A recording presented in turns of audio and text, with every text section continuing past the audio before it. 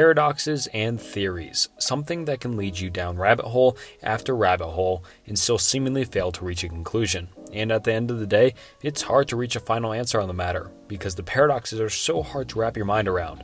As well, by definition, a paradox is a seemingly absurd or self-contradictory statement or proposition that, when investigated or explained, may prove to be well-founded or true. Examples of a paradox could be less is more, or fight fire with fire, but these simple definitions aren't anything compared to the ones we will be covering in this video and that are on this iceberg. And this is hands down my favorite video I've ever made, and I guarantee you'll love it too, so why not stick around and watch? These topics and entries will definitely get you thinking. Alright, anyways, without further ado, let's get into the Paradoxes Iceberg Explained. And actually, quickly before we start and get fully into it, subscribe to the channel, help me reach 100,000 subs, we're getting pretty close, thanks.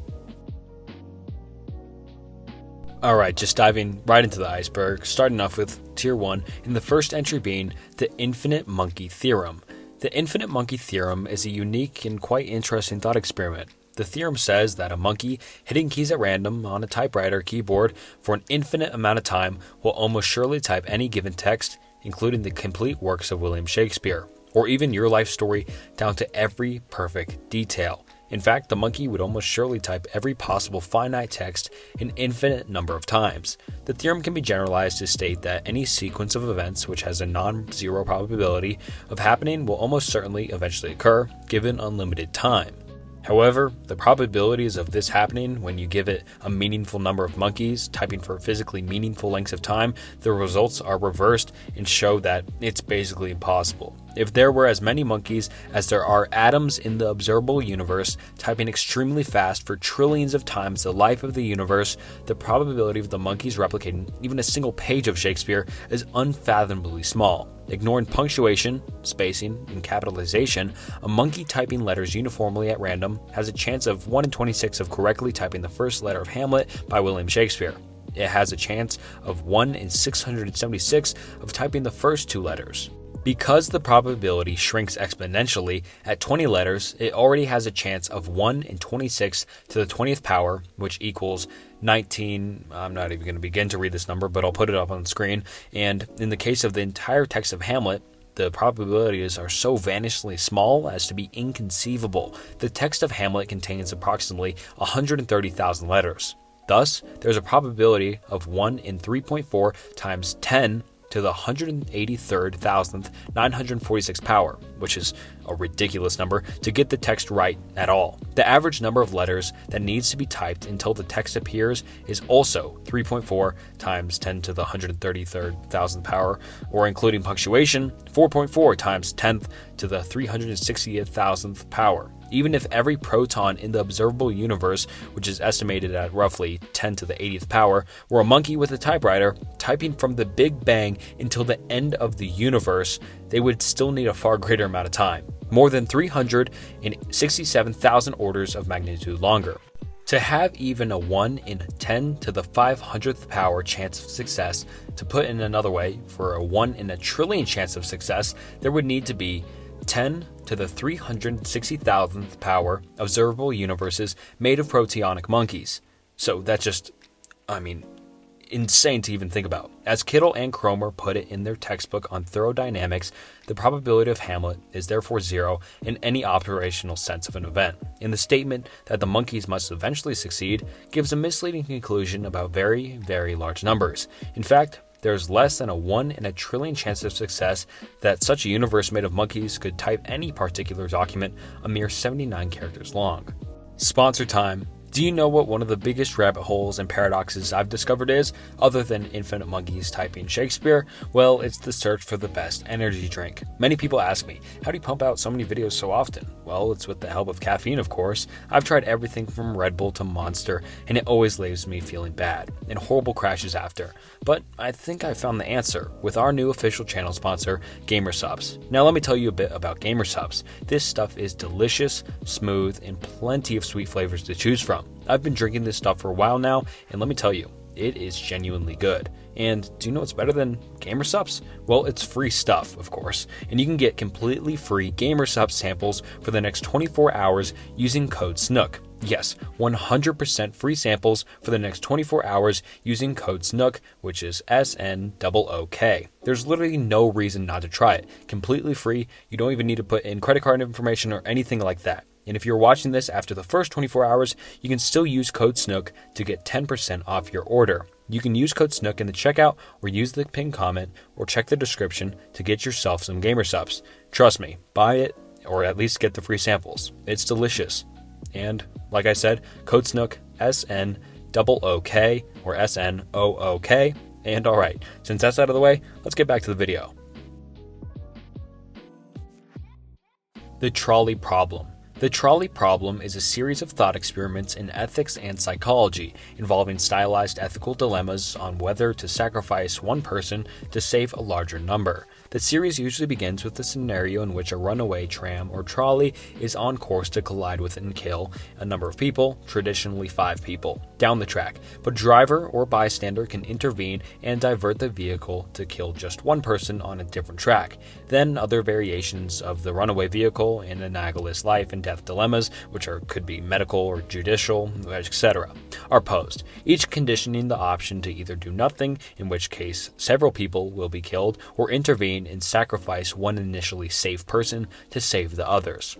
The most basic version of the dilemma, known as the bystander at the switch or switch, goes there is a runaway trolley barreling down the railway tracks. Ahead on the tracks there are 5 people tied up and unable to move. The trolley is headed straight for them. You are standing some distance off in the train yard next to the lever. If you pull this lever, the trolley will switch to a different set of tracks. However, you notice that there is one person on the other side of the track. You have 2 options, and only 2. Options 1, do nothing, in which case the trolley will kill 5 people on the main track.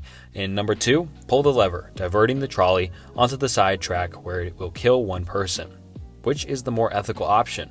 Or more simply, what is the right thing to do? And that's what I'll leave it here for the trolley problem, but let me know down in the comments. I'm actually genuinely interested on your guys' opinion on the trolley problem, because I've thought about this for some time and learned it throughout different things and thought about it for quite a while now, and I've never really came up with my own answer. But I would like to hear your guys' answer. What's better, kill multiple to save one, or kill one to save multiple? Prisoner Dilemma. The prisoner's dilemma: 2 members of a criminal gang are arrested and imprisoned. Each prisoner is in solitary confinement with no means of speaking to or exchanging messages with the other. The police admit that they don't have enough evidence to convict the pair on the principal charge. They plan to sentence both to just a year in prison on a lesser charge. Simultaneously, the police offer each prisoner a Faustian bargain. If he testifies against his partner, he will go free, while the partner will get 3 years in prison on the main charge. And oh yes, there is a catch. If both prisoners testify against each other, both will be sentenced to 2 years in jail. The prisoners are given a little time to think this over, but not much. But in no case may either learn what the other has decided until he has irrevocably made his decision. Each is informed that the other prisoner is being offered the very same deal. Each prisoner is concerned only with his own welfare, with minimizing his own prison sentence. This leads to 4 different possible outcomes for prisoners A and B. Number 1, if A and B both remain silent, they will each serve 1 year in prison. Number 2, if A testifies against B, but B remains silent, A will be set free, while B serves 3 years in prison. Number 3, if A remains silent, but testifies against A will serve 3 years in prison, and B will be set free. And number 4, in the final 4, if A and B testify against each other, they will each serve 2 years. Loyalty to one's partner is, in this game, irrational. This particular assumption of rationality implies that the only possible outcome for 2 purely rational prisoners is betrayal, even though mutual cooperation would yield a greater net reward. Put another way, the dominant strategy is to betray the other prisoner, which aligns with the sure thing principle. The prisoner's dilemma also illustrates that decisions made under collective rationality may differ from those made under individual rationality. In reality, systematic bias towards cooperative behavior happens despite predictions by simple models of rational self-interested action. This bias towards cooperation has been evident since this game was first conducted at Rand. Secretaries involved often trusted each other and worked together towards the best common outcome. The prisoner's dilemma has been the focus of extensive experimental research. This research has taken 3 forms: single play, agents play, 1 game only, iterated play, which is agents play several games in succession, and iterated play against a programmed player. Research on the prisoner's dilemma has served to justify Immanuel Kant's categorical imperative, which is vital for a situation involving different players acting in their best interest who must take other actions into consideration to make their best choice. The Library of Babel. The Library of Babel is a fictional concept created by Argentine writer Jorge Luis Borges in his short story The Library of Babel, which was first published in 1941. The story describes an unimaginably vast and labyrinth library containing all possible 410-page books of a certain format. This library is said to consist of an indefinite number of hexagonal rooms, each filled with bookshelves. The books in the library are written in a combination of 25 symbols, including 22 letters, the comma, the period, and the space. Every book is unique, and every conceivable combination of letters and punctuation is represented somewhere in the library. As a result, the library contains not only every book that has been written, but also every book that could ever be written, including those with nonsensical or contradictory content. The narrator of Borges' story explores the library and reflects on the futility of searching for meaning within its infinite expanse. Despite the vastness of the collection, most of the books are gibberish, and only a tiny fraction of them would contain coherent and meaningful information. The story touches on themes of infinity, randomness, and the quest for knowledge and meaning in a seemingly chaotic world. So the way I kind of see it is that this library is kind of life, and very little of it is meaningful and can really give you a sense of meaning. I guess I could be totally butchering this, but this is just my opinion on it. And Borges' The Library of Babel has been widely discussed and analyzed for its philosophical and metaphysical implications, exploring concepts such as the limits of human understanding, the nature of knowledge, and the role of randomness in the universe. The story has inspired many writers, philosophers, and artists over the years and remains a classic work in the realm of speculative fiction. Hilberts Paradox of the Grand Hotel is a thought experiment proposed by the German mathematician David Hilbert. It is designed to illustrate some counterintuitive concepts in set theory, particularly the idea that some infinite sets are larger than others. So it's saying infinite is bigger than infinite. Kind of confusing, but here we go. The scenario goes as follows. Imagine a hotel with infinitely many rooms numbered 1, 2, 3, and so on, and each room is occupied by a guest. Now, suppose a new guest arrives at the hotel. Despite all the rooms being occupied, it's still possible to accommodate the new guest because it's infinite. Here's how it works. 1. Ask each current guest to move to the room with a number 1 greater than their current room. So basically, the person in room 1 moves to room 2, the person in room 2 moves to room 3, and so on. Number 2, now all the rooms are occupied, but there is an infinite number of rooms, so there is no last room. Therefore, room 1 is now vacant. Number 3, the new guests can be accommodated by placing them in room 1. This paradox demonstrates the counterintuitive nature of infinite sets, specifically the notion that there can be different sizes of infinity. In this case, even though both the original sets of the rooms and the set of the room after the guests move are infinite, they are different sizes. The set of natural numbers is 1, 2, 3, and so on is countably infinite, while the set of real numbers between 0 and 1 is uncountably infinite and larger. Hilbert's Paradox of the Grand Hotel is often used to illustrate the strange and fascinating properties of infinity in mathematics. It challenges our everyday intuitions about size and demonstrates how mathematical concepts can sometimes defy common sense. Alright, now on to Tier 2, starting off with the Ross-Littlewood Paradox, also known as the two-envelope paradox, is a thought experiment in probability theory and decision theory. It was introduced by the mathematicians David Ross and John Littlewood in the early 20th century. The paradox revolves around a situation involving two envelopes containing money, and it highlights a seeming inconsistency in decision-making. Here's a typical formulation of the paradox. Number 1, you are given two indistinguishable envelopes, each containing money. Number 2, one envelope contains twice as much money as the other. And number 3, you are allowed to choose one envelope and keep the money it contains. The paradox arises when you try to decide whether to stick with your chosen envelope or switch to the other one. The argument goes as follows. If you choose an envelope, let's say it contains X dollars, the other envelope that contains either 2X dollars or 0.5X dollars with equal probability. The expected value of switching to the other envelope is 0.5 times 2x plus 0.5 times 0.5x equals 1.25x, and the expected value of staying with the current envelope is simply x. According to the expected value calculation, it seems like switching is always the better choice, as 1.25 is always greater than x. However, one could argue that this logic implies that you should always switch, which creates a paradox. This is because, no matter which envelope you initially choose, you could always make the argument to switch, leading to a contradiction. The resolution to the paradox often involves a careful analysis of the probabilities and the nature of the random variable involved. It's a classic example that illustrates how intuition about probability and decision-making can be counterintuitive and paradoxical.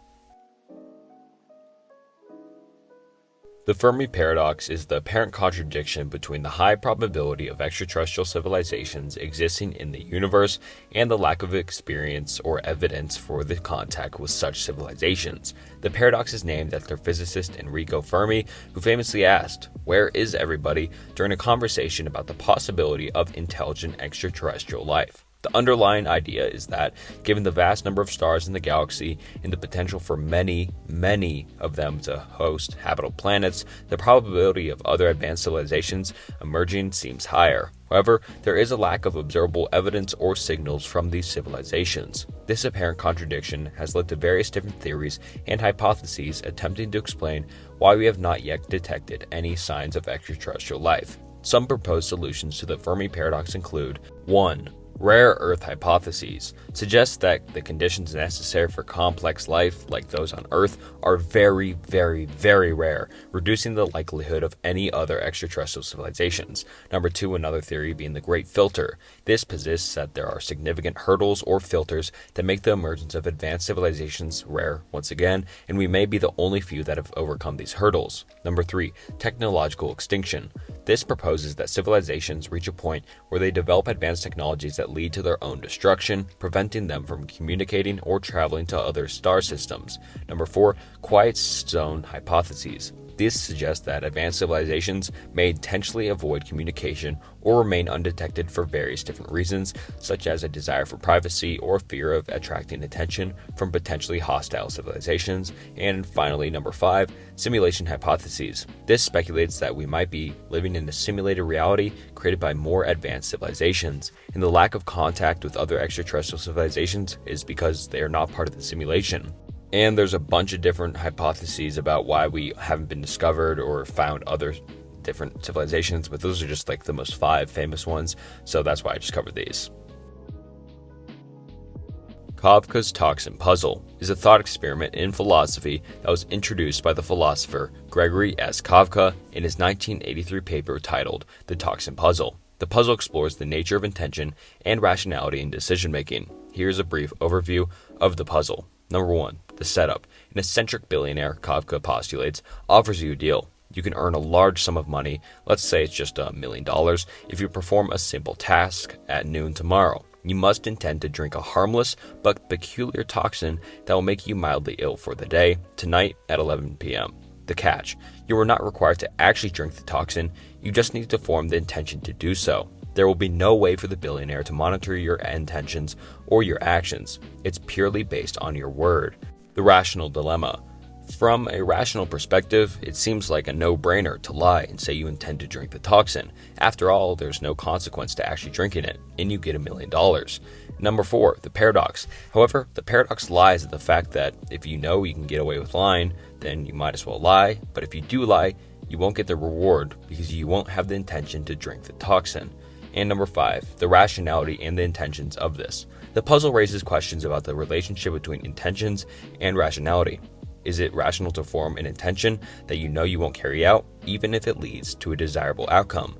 Kafka's Toxin Puzzle is often used in discussions about decision theory, the nature of intentions, and the challenges of incorporating intention/related considerations into rational decision-making models. It highlights the complexities and the nuances involved in understanding how rational agents should behave in situations that involve intentions and commitments. The Ship of Theus is a thought experiment and philosophical paradox that raises questions about identity, persistence, and change. The paradox is named after the ancient Greek hero Theseus, who, according to mythology, sailed on a ship that was later preserved by the Athenians. The thought experiment goes as follows. Imagine a ship, which was the Ship of Theus, that is gradually having its wooden parts replaced over time. As each wooden part is replaced, the removed place is stored and used to construct a new ship. Eventually, every original part of the Ship of Theus has been replaced. Now, there are two questions that arise from this scenario. Number one, is the final, fully reconstructed ship still the Ship of Theus? And number two, if we take all the original pieces that were removed and used to build a second ship, is this second ship also the Ship of Theus? These questions prompt a philosophical exploration of the nature of identity and the persistence of objects over time. Different philosophical perspectives offer various solutions to the Ship of Theus paradox. Some argue that identity is tied to the continuity of the form or structure, while others emphasize the importance of the original material. The Ship of Theus has been a topic of discussion in metaphysics and philosophy for centuries, and has influenced debates about personal identity, the nature of objects, and the concept of identity through change. It serves as a fascinating exploration of the complexities involved in defining the persistence and identity of objects undergoing transformations. Burduns Ass is a thought experiment in philosophy that dates all the way back to the 14th century and is attributed to the French philosopher Jean Burduns. The scenario involves a hypothetical situation in which a donkey, placed exactly equal distance between two identical and equally appealing bales of hay, is unable to make a decision about which one to choose. The donkey is assumed to be perfectly rational and free-willed, but is unable to prioritize one option over the other due to their equal attractiveness. The paradox highlights the concept of determinism, free will, and the potential paralysis of decision-making in situations where all available outcomes and options seem equally desirable. It's often used as a starting point for discussions about decision theory, rationality, and the nature of free will. Trogers Cat is a thought experiment in quantum mechanics proposed by Austrian physicist Erwin Schrödinger in 1935. The purpose of the experiment was to illustrate the apparent paradoxes and the counterintuitive nature of quantum mechanics, particularly the concept of superposition.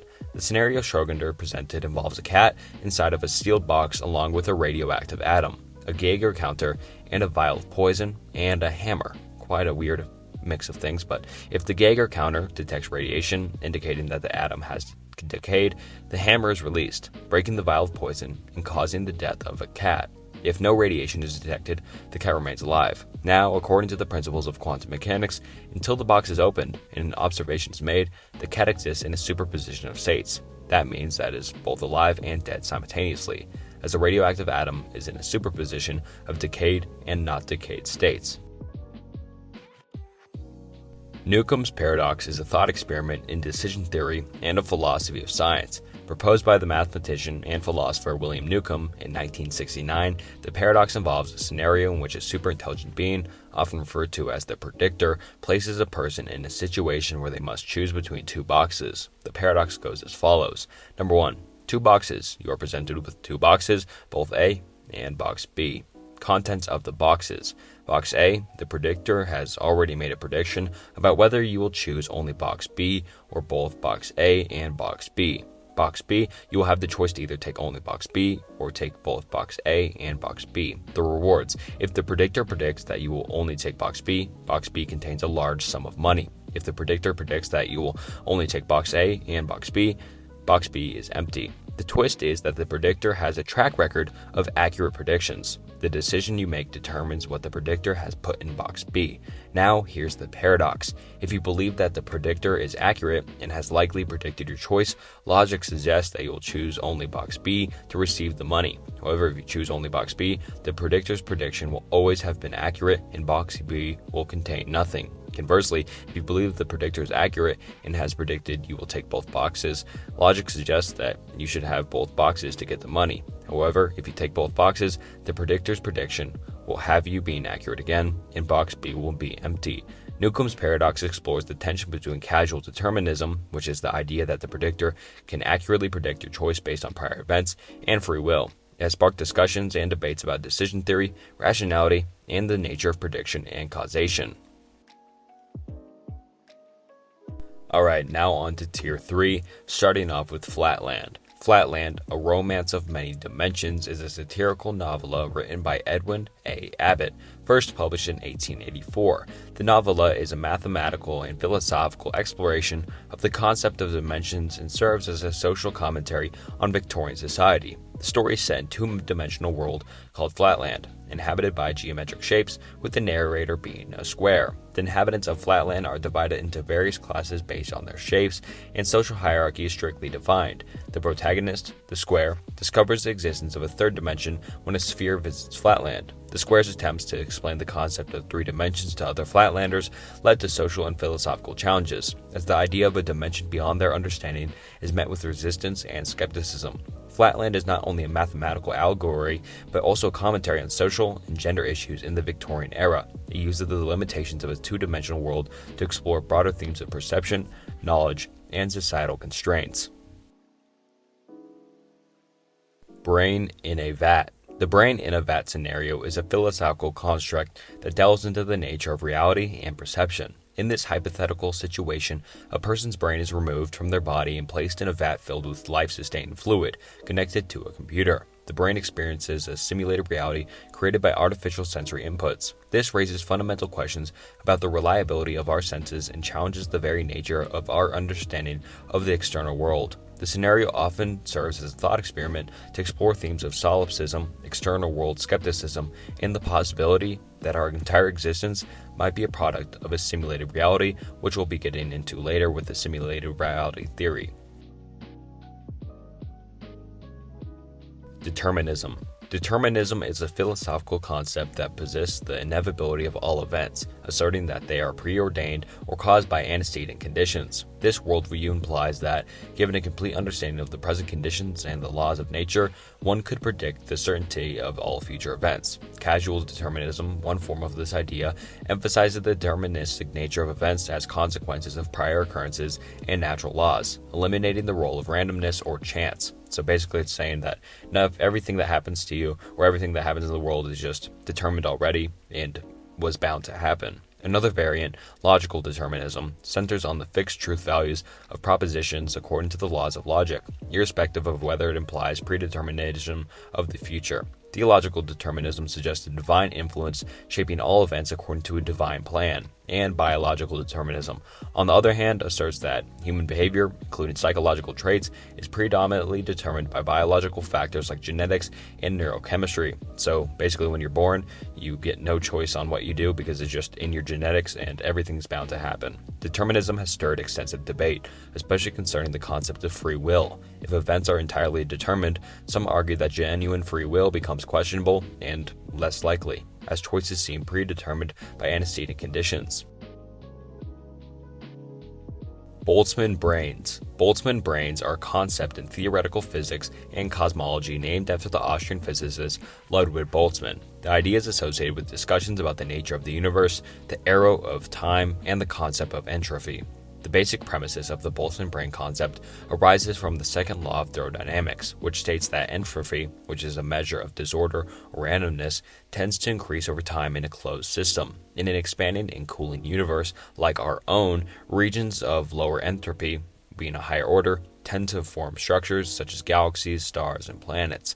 The Boltzmann brain idea postulates that in a vast and sufficiently old universe, fluctuations in entropy could lead to a spontaneous creation of highly organized structures, even complex systems like human brains, without the need for the conventional processes of cosmological evolution. These structures, including hypothetical self-aware brains, could emerge randomly due to the statistical fluctuations. This leads to a philosophical paradox. If Boltzmann brains could arise more frequently through random fluctuations than through the regular evolutionary processes like ourselves that give rise to complex structures in the universe, then statistically speaking, one might expect to be a Boltzmann brain rather than a product of standard cosmic evolution.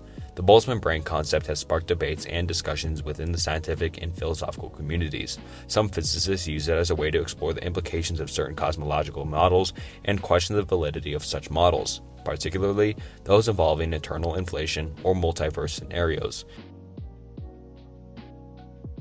Twin Paradox. The twin paradox, rooted in Einstein's theory of special relativity, offers a captivating thought experiment to explore the effects of time dilation. In this scenario, two identical twins, A and B, are involved. Twin A remains on Earth, while twin B embarks on a journey into space at a velocity approaching the speed of light.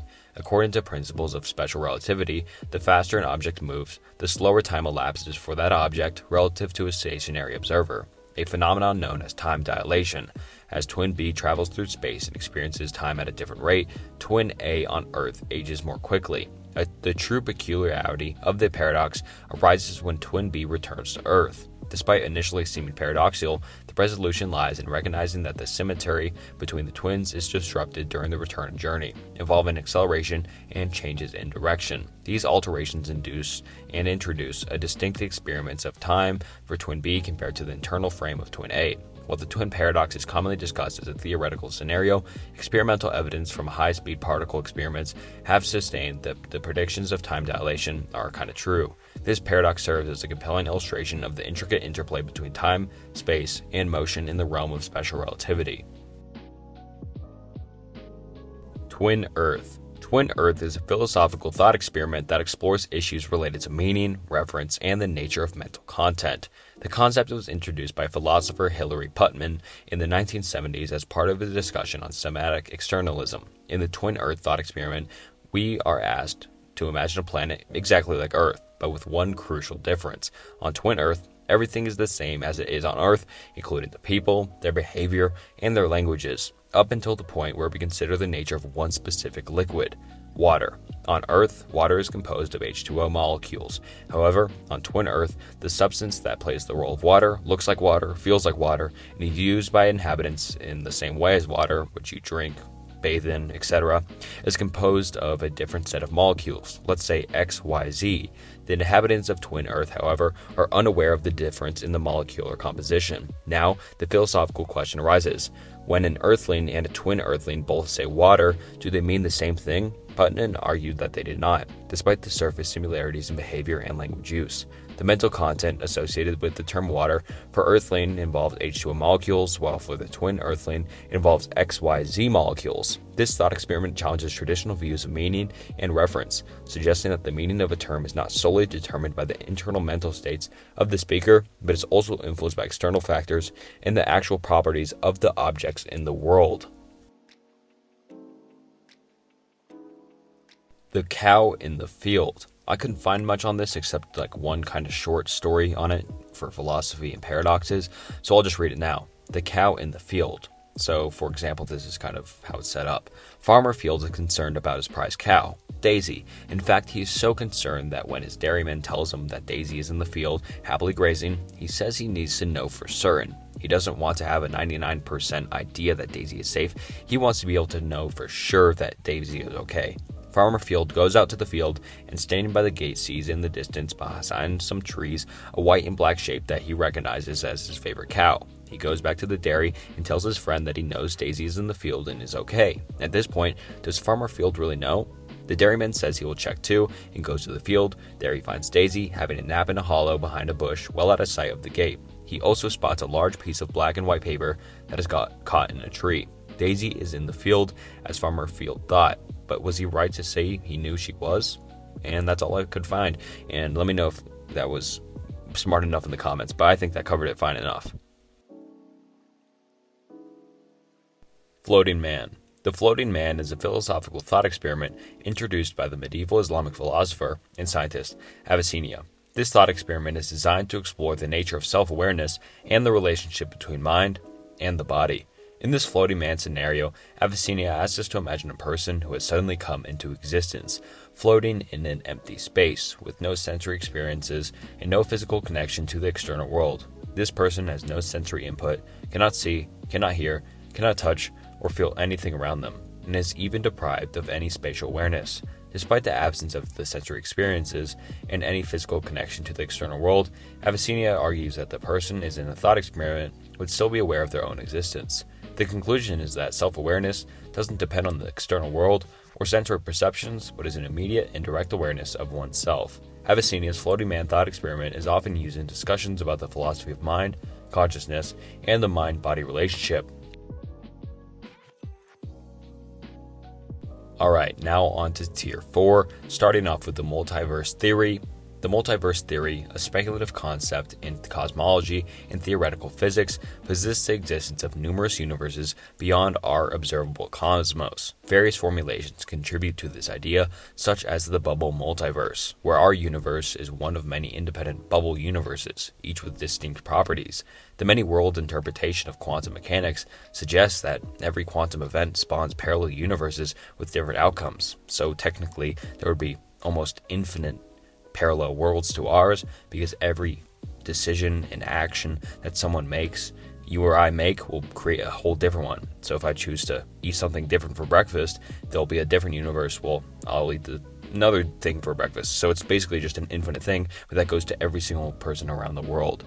And also, the string theory and cosmic inflation also plays roles in this, proposing extra dimensions and variations in the inflationary process that could lead to the creation of diverse universes. While the multiverse theory offers potential explanations for cosmic phenomena like the uniformity of cosmic microwave background radiation, it remains speculative and faces challenges. Critical question is empirical testability, as direct observations of other universes may be beyond our technological capabilities, and proponents, however, view the multiverse as a fascinating avenue for theoretical exploration that could reshape our cosmic understanding.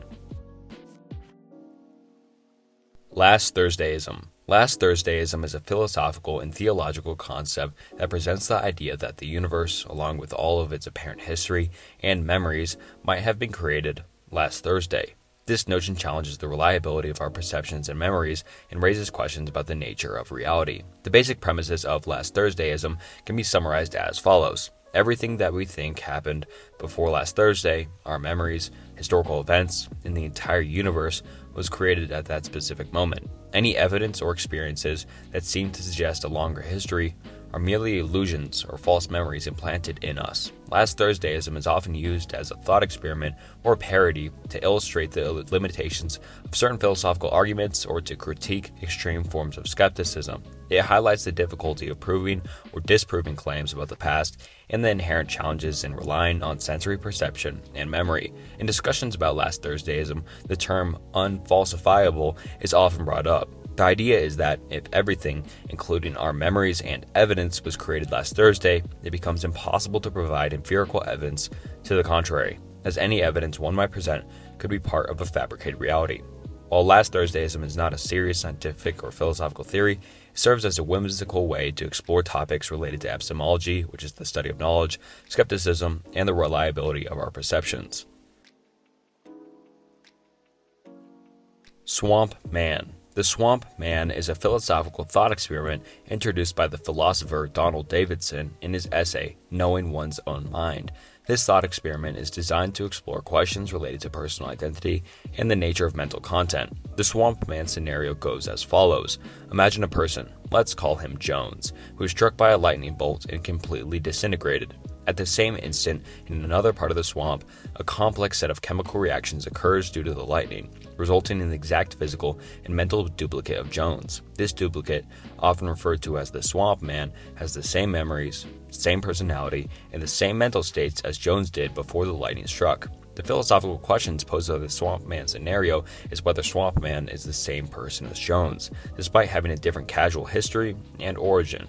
The traditional views of personal identity is often tied to a continuous physical and psychological connection. However, Swamp Man challenges this view by presenting a scenario in which an individual or identical individual emerges without any historical connection to the original person. This thought experiment raises profound questions about the nature of personal identity, the role of psychological continuity, and the relationship between mental content and physical continuity. It invites philosophers to consider whether identity is solely dependent on a continuous physical or psychological connection, or whether it can be established in a more abrupt and casually disconnected manner. The Swamp Man scenario has been influential in discussions about the philosophy of the mind and personal identity, leading to debates about the criteria for identity and the nature of mental events.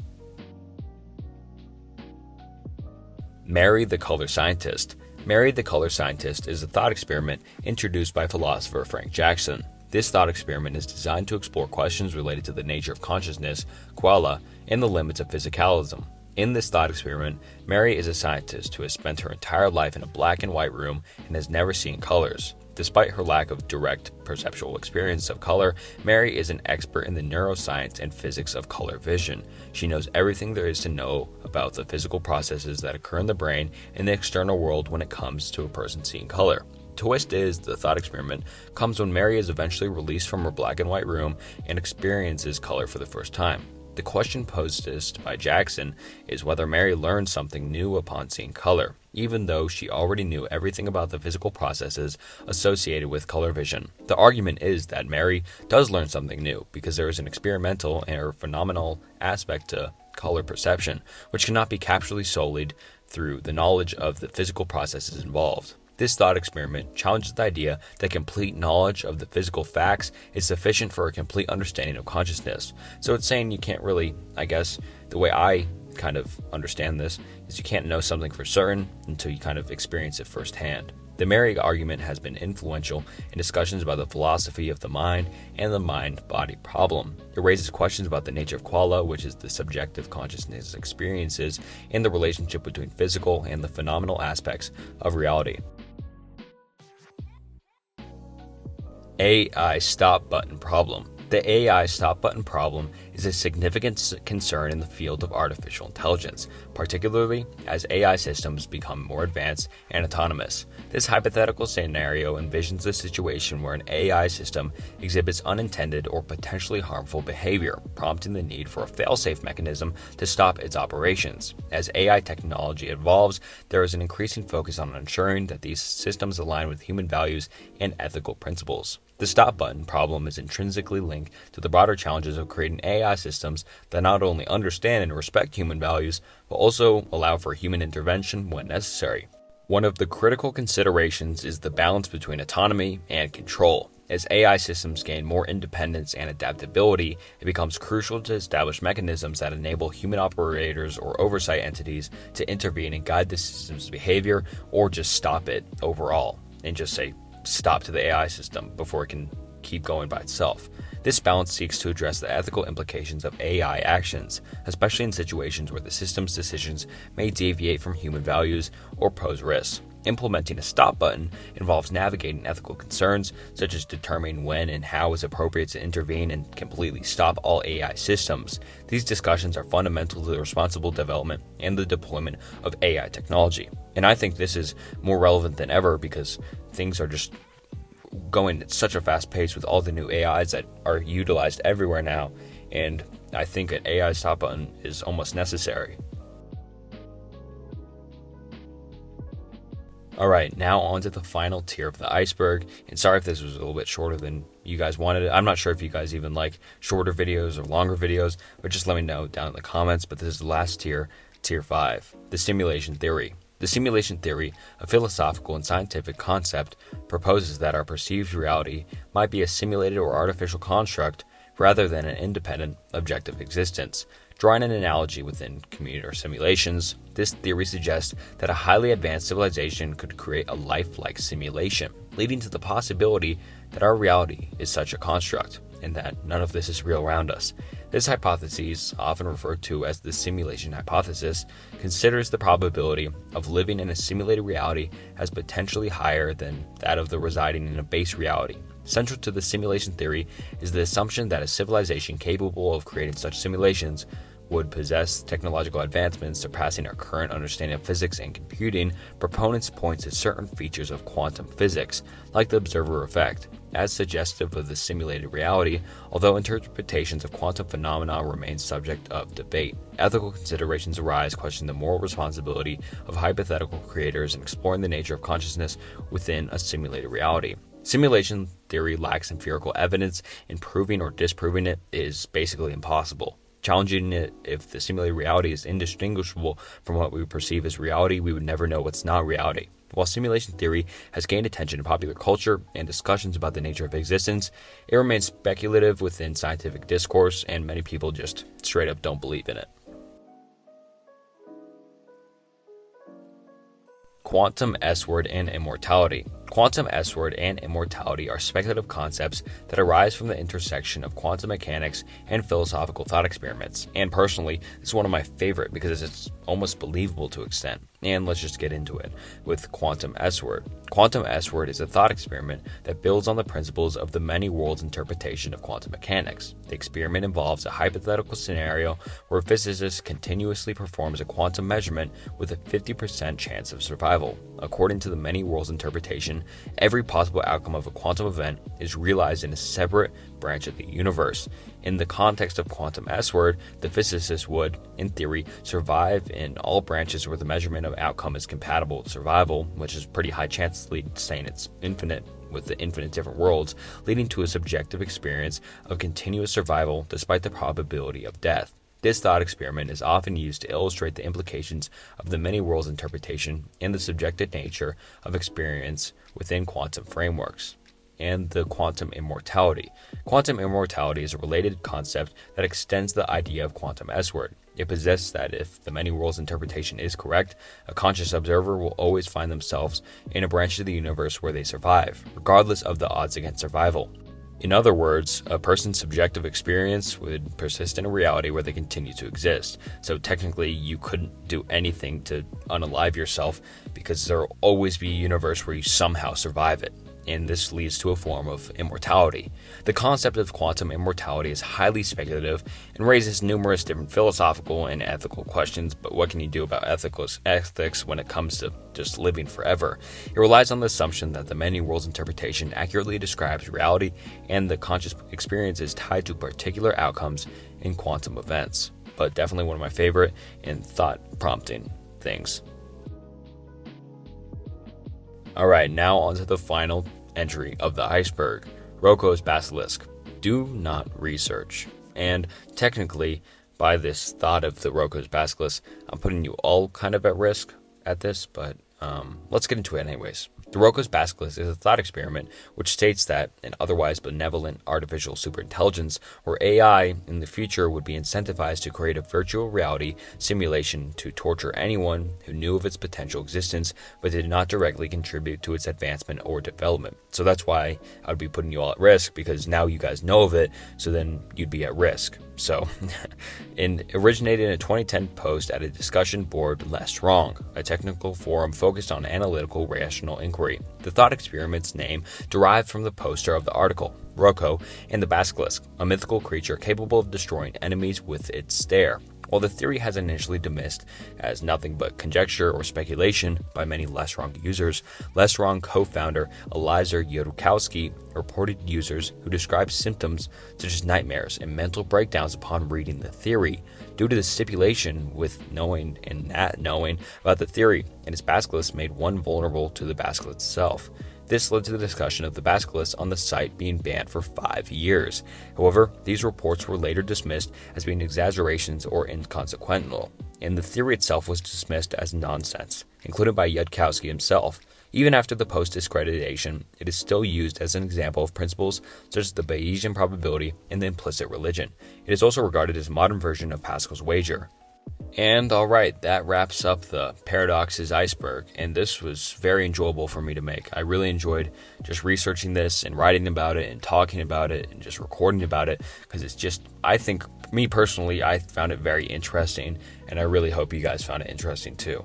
This was a shorter iceberg, but these were just the main theories, and leave some video ideas down below if you think other video ideas kind of like this, because I've been just kind of obsessed with like the philosophical concepts stuff. It's just really interesting to me right now, but just video ideas down below would be very helpful. Thank you very much. And also just like and subscribe, it helps a lot. We're closing in on 100k, and thank you guys so much for 90,000 subscribers as of recording this video. 90,000, that's a big milestone. We're only 10 away. That's pretty crazy to think. And again, thank you guys for watching, and until next time, see ya.